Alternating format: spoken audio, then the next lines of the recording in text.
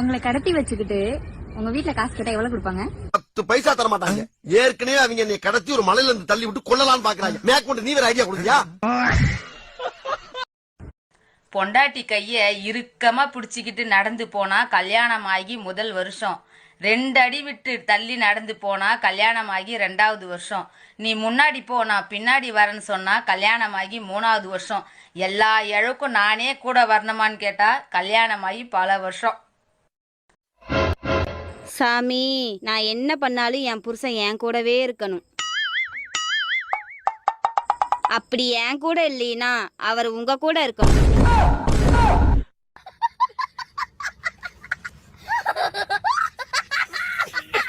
Madam ஒன்னும் அவ்வளவு கஷ்டப்பட்டு நீ இங்க இருக்க வேண்டாம், உங்க அம்மா வீட்டுக்கு கிளம்பு.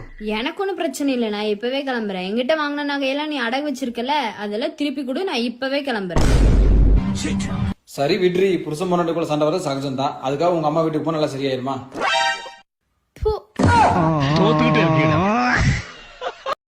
ஏங்க, லவ் லெட்டருக்கும் செமஸ்டருக்கும் என்ன வித்தியாசம் தெரியுமா?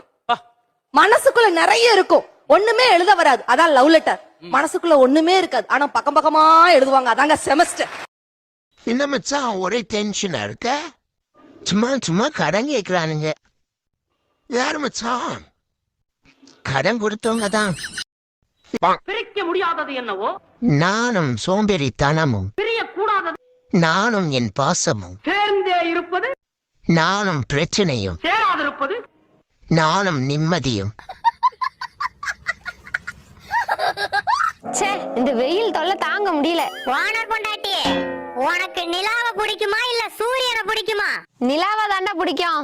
ஏன்? நிலா தான் ராத்திரி நேரத்துல வந்து வெளிச்சத்தை கொடுக்குது, சூரியன் பகல்ல தான் வருது. பகல்ல யார் வெளிச்சத்தை கேட்டா?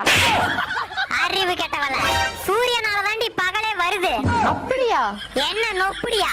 இவளை கொண்டு போய் 1வது சேர்த்துடுறா, மறுபடியும் முதல்ல இருந்து படிக்கட்டும். விஜய், உன் எக்ஸோட ஃபோன் நம்பர் சொல்லு. அவன் நம்பர்லாம் என்கிட்ட இல்ல, அதெல்லாம் நான் எப்போ டெலீட் பண்ணிட்டேன். ஆமா, அதே எதுக்கு உனக்கு? இல்ல, அவ இன்ஸ்டாகிராம்ல நேத்து ஒரு போஸ்ட் போட்டிருந்தா, அந்த ட்ரெஸ் ரொம்ப அழகா இருந்துச்சு, அது எங்க வாங்கலாம்னு கேட்கலாம் தான். அட, அது அவ வீட்டு பக்கத்துல இருக்க கடையில வாங்கியிருக்கா. Bye bye, tata, good bye. என்னங்க, இதுல 3 பூ இருந்துச்சு, 2 தான் இருக்கு.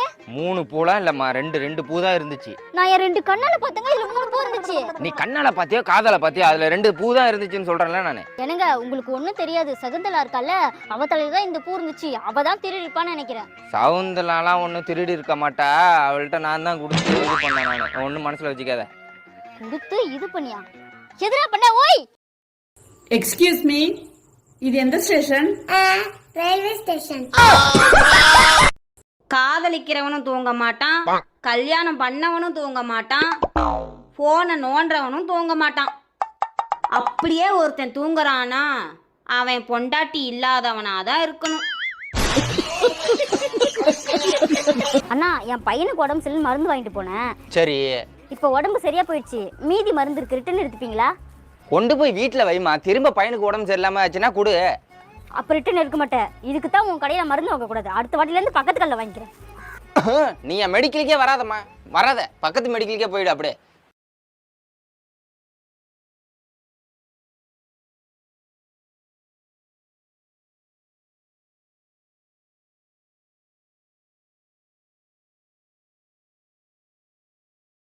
கடவுளே, எங்க வீட்டுக்காரருக்கு இருக்கிற எல்லா பிரச்சனையும் அவரை விட்டு போயிடணும். மைத்ரி, என்ன சொல்ற? நீ இல்லாம நான் எப்படி இருக்கிறது?